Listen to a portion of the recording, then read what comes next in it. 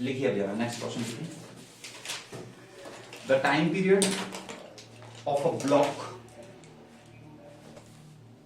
The time period of a block oscillating with a spring, the time period of a block oscillating with a spring depends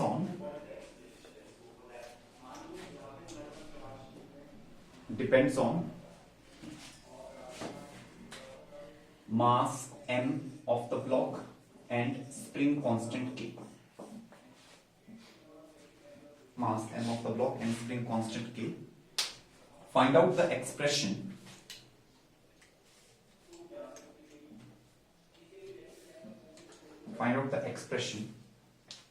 for the time period.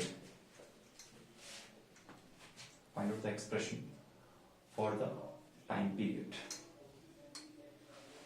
देखो अगर हमारे पास spring block system जो होता है ना, जो हम SHM में पढ़ते हैं, यहाँ पर एक स्प्रिंग है और उसके साथ फिर यहाँ पर एक ब्लॉक लटकाया हुआ है, ब्लॉक का मास m है, स्प्रिंग कांस्टेंट मान लो k है। तो कुछ लोगों ने तो पढ़ लिया एसएचएम में ना, लेकिन जैसे एसएचएम में क्या होता है, जब हम इसको हिलाते हैं तो ये ऊपर नीचे ऑसिलेट करेगा। जैसे थोड़ा सा हिला के देखते हैं, ठीक है। मान लो ये इक्विलिब्रियम पोजीशन है, यहाँ पे भी रेस्ट कर रहा था ये, ठीक है। अब हमने क्या किया, इसको पकड़ा, थोड़ा सा नीचे ले गए, ब्लॉक को थोड़ा सा नीचे ले गए, स्प्रिंग खुल गया और हमने इसको छोड़ दिया। अब जैसे ही हम इसको छोड़ेंगे, स्प्रिंग इसको ऊपर खींचेगा तो ये ऊपर जाएगा, यहां से ऊपर, फिर ऊपर से नीचे, ऐसे ऐसे करके ये ऑसिलेट करने लग जाएगा। मान लो जब आपने इसको यहां पकड़ा और जब आप छोड़ने वाले थे उस समय आपने हाथ में स्टॉप वॉच ली और आपने स्टॉप वॉच का बटन दबाया, और जैसे ही आपने बटन दबाया ये ऊपर चलने लग गया, स्टॉप वॉच भी टिक टिक टिक टिक घूमने लगी, ये ऊपर गया ऊपर गया ऊपर गया ऊपर गया, यहाँ पे रुका, रुकने के बाद फिर वापस आया, नीचे आया नीचे आया नीचे आया, जैसे वापस यहाँ नीचे पहुंचा और इंस्टेंटेनियस रेस्ट पे आया, आपने स्टॉप वॉच बंद कर दी। तो वो जो टाइम लगा नीचे से ऊपर, ऊपर से नीचे जाने में, उस टाइम को कहते हैं टाइम पीरियड। कल भी मैंने आपको समझाया था कि टाइम पीरियड क्या होता है, ठीक है ना। Time taken to complete one oscillation is called as the time period, और वो वन ऑसिलेशन यही होती है, ठीक है। अब ये जो टाइम पीरियड है ये इन दो फैक्टर्स पे डिपेंड कर रहा है, mass of this block and spring constant. तो अब हम प्रोसीड करते हैं कल के जैसे हमने एक एग्जांपल किया था ना। तो time period is proportional to mass की power a and proportional to k की पावर b, बिकॉज उन्होंने हमारे को ये कहा है कि it depends on these two physical quantities. अच्छा, ये डायरेक्टली प्रोपोर्शनल नहीं होता है ना, a कुछ भी आ सकता है। देखो जब भी हम ऐसे लिखते हैं कि time period is proportional to m की पावर a, अगर इसमें if a will come out as 1 तो हमारे पास प्रूव हो जाएगा कि it is directly proportional to m। इसको बोलते हैं डायरेक्टली प्रोपोर्शनल, ठीक है। जब हम कैलकुलेशन करेंगे तो अगर a इज इक्वल टू आ गया लेट अस सपोज -1, तो हमारे पास क्या आ जाएगा, time period is proportional to m की पावर -1, और m की पावर -1 होता है 1/m। इसको बोलते हैं इनवर्सली प्रोपोर्शनल, ठीक है। डायरेक्टली प्रोपोर्शनल, इनवर्सली प्रोपोर्शनल, या फिर अगर मान लो कुछ भी ऐसे, मान लो a की वैल्यू आ गई 2, तो हम बोलेंगे time period is directly proportional to square of the mass. समझ रहे हो। तो हमारे को क्वेश्चन में हमेशा क्या दिया होता है, क्वेश्चन में ऐसे दिया होगा कि this physical quantity depends on. देखो अगर डिपेंड्स ऑन लिखा है इसका मतलब है आपको ये a b ऐसे लेना है, आप डायरेक्टली प्रोपोर्शनल ले सकते। लेकिन अगर किसी क्वेश्चन में डायरेक्टली दे दिया है कि it is directly proportional to this, then you can take a as 1, जो पावर आप ले रहे हो उसको आप 1 ले सकते हो। अगर लिखा है it is inversely proportional to this, तो आप ले सकते हो a को -1। लेकिन जब लिखा है इट डिपेंड्स ऑन दिस, तब आपको जनरल वे में a और b की वैल्यूज निकालनी पड़ेगी, क्योंकि हमें देखना पड़ेगा कि डायरेक्टली प्रोपोर्शनल इनवर्सली प्रोपोर्शनल क्या है, ठीक है। तो नेक्स्ट स्टेप क्या होता है, इन दोनों को कंबाइन करो। तो time period is proportional to m की पावर a एंड k की power b। So now we will have time period is equal to, यहाँ पे कांस्टेंट आ जाएगा। अच्छा, k तो यहां हमने ले लिया था, इस बार कांस्टेंट c ले लेता हूं, c इंटू m की पावर a एंड k की power b। a and b are constants, c is a dimension less constant, we will handle it. Now this is a homogeneous equation, तो दोनों तरफ dimensional formula same रहने वाला है। तो यहां पर हम क्या करेंगे, लेफ्ट हैंड साइड में आ जाएगा m0 l0 t 1, c is dimensionless, मास तो कैपिटल M, मास की power a। What is the dimensional formula of spring constant, mt minus 2, ठीक है। किसके बराबर होता है ये? Surface tension. ओके, और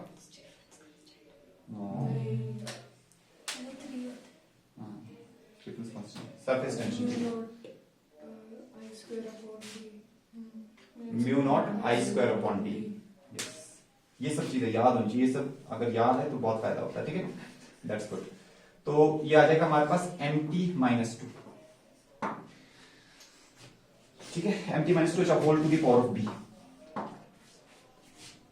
याद करने का बहुत जबरदस्त फायदा होता है। पहले समझ लो, समझ में तो आ ही रहा है, जब चैप्टर पढ़ रहे हैं साथ के साथ याद कर लो, ठीक है। उसके बाद अब तुम भूल जाओगे। फ्रैंकली मैं बता रहा हूं तुम्हारे को, ये कहानी है इस दुनिया की कहानी है ये, कि तुम जितना याद, मतलब लेकिन तुमने एक बार तो याद किया ना, तो कहीं ना कहीं सबकॉन्शियस माइंड में कहीं ना कहीं रहेगा, ठीक है। अब तुम भूल जाओगे। अब फिर जब तुम्हारा टेस्ट आएगा, जब अब मैं तुम्हारा टेस्ट लूंगा, तब तुम फटाफट से देखोगे तो तुम्हें एकदम रिकॉल होगा। जितनी बार टेस्ट लेंगे तुम्हारे को वो रिकॉल होगा, और वो जल्दी रिकॉल होगा, क्योंकि तुमने अभी लिख लिख करके 5-10 बार कर लिया है याद, तो वो रिकॉलिंग बहुत क्विक हो जाएगी। तो ऐसा मत समझना कि अभी जैसे याद कर रहे हैं तो ये तुम्हें मई के महीने तक याद रहेगा। कंपटीशन मई जून में आने हैं, तो वो मई के महीने तक याद नहीं रहेगा, लेकिन तुम्हारी रिकॉलिंग बहुत फास्ट हो जाएगी, क्योंकि तुमने अभी ढंग से याद कर लिया। ये चीज होती है। बाकी अंडरस्टैंडिंग तो हमेशा रहेगी। अंडरस्टैंडिंग तो ऐसी चीज होती है जो हमेशा रहती है। और कंपटीशन में, आज के डेट में कंपटीशन में आपको अंडरस्टैंडिंग और रट्टाफिकेशन दोनों साथ साथ चलाने पड़ेंगे। अगर आप सिर्फ रट्टेबाज हो, बिना समझते नहीं हो चीजों को, तब तो आप बेवकूफ हो, ठीक है। आपका कुछ नहीं हो सकता, आप फंसोगे। बहुत सारे बच्चे हैं वो चीजों को अंडरस्टैंड नहीं करते, वो सिर्फ रट्टा ही मारते रहते हैं, फॉर्मुलों के रट्टा मारते रहते हैं। इनफैक्ट आप लोगों ने बोर्ड ऐसे ही पास किया होगा, ठीक है ना, रट्टा मार करके। वो चीज जो है वो नहीं चलती कॉम्पिटिशन में। अगर आप बहुत समझदार हो, अंडरस्टैंडिंग बहुत अच्छी है आपकी, लेकिन अगर आप रटते नहीं हो, आप तब भी पीछे रह जाओगे। This is another point. ये हो सकता है कि आप बहुत अंडरस्टैंडिंग आपकी बहुत स्ट्रांग हो, कॉन्सेप्ट्स आपके स्ट्रांग हो, और आपने याद नहीं किया है, तो ये हो सकता है कि आप कंपटीशन में कोई लास्ट सीट ले लो। या तो आप कंपटीशन क्लियर नहीं कर पाओगे, या फिर अगर आप कंपटीशन क्लियर भी करते हो तो कोई लास्ट फास्ट की सीट लोगे जो आपकी कैपेबिलिटी से कम है, और आपको बाद में दुख भी होगा कि भैया इससे बेटर आना चाहिए था। वो स्थिति पैदा होती है। वो स्थिति कब पैदा होती है? जब बच्चा याद नहीं करता चीजों को। इसीलिए the correct combination is understanding and learning, both the things together. तो वैसे मतलब बहुत सारे लोग जो है रट्टाफिकेशन के अगेंस्ट होते हैं, मैं तो एकदम उसके साथ हूं कि रट्टा मारना बहुत जरूरी है। क्योंकि आज की डेट में ना यू डोंट हैव, आपको करना, आप खुद ही देख लो ना, आपको 1 मिनट में एक क्वेश्चन करना, अब तुम वहां थोड़ी भी डिराइव करोगे भाई।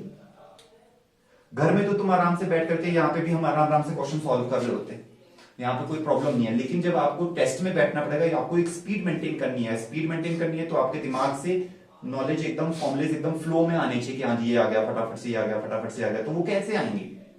जब तुम्हें याद होंगी चीजें।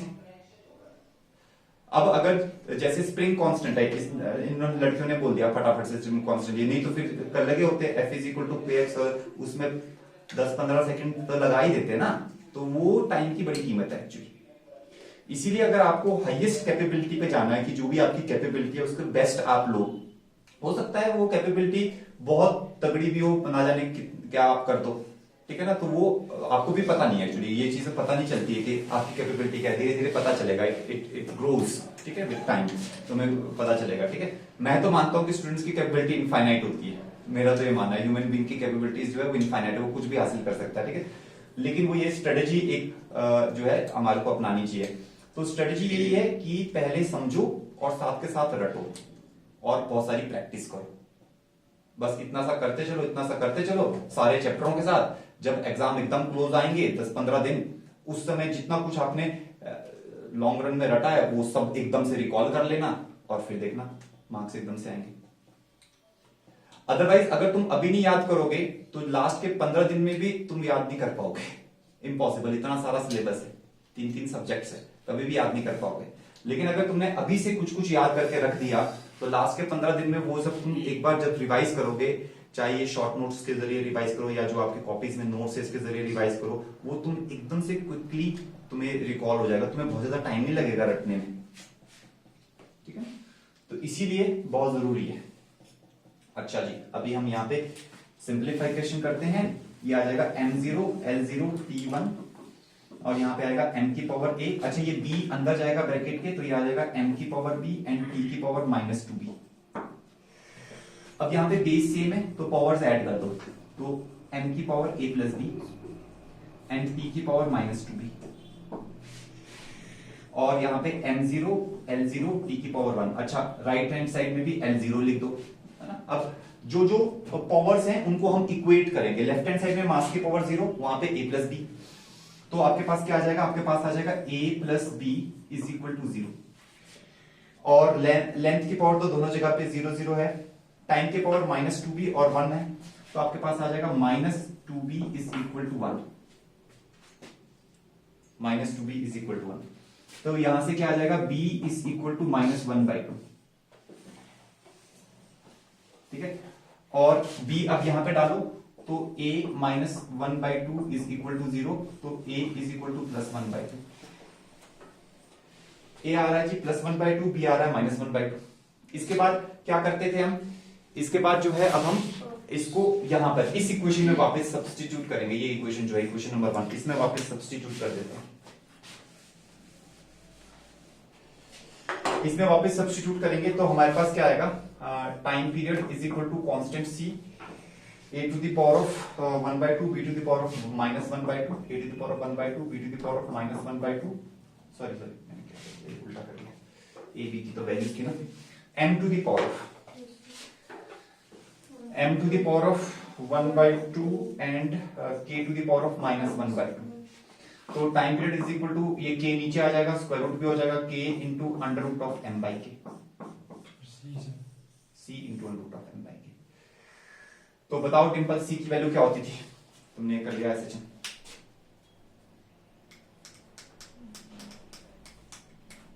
देखो फॉर्मूला याद नहीं इसको, दिस इज द, ये कमी है, देखो मैं बता रहा हूं, आप बताओ 2π/2।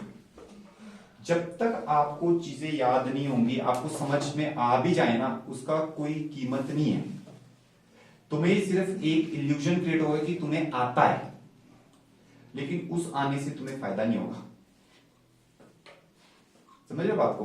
अगर तुम्हें अपनी नॉलेज को, जो तुम्हें आता है, और तुम्हें उस नॉलेज को यूज करके एक सीट पकड़नी है, गवर्नमेंट कॉलेज में एक सीट पकड़नी है, तो तुम्हें याद करना पड़ेगा।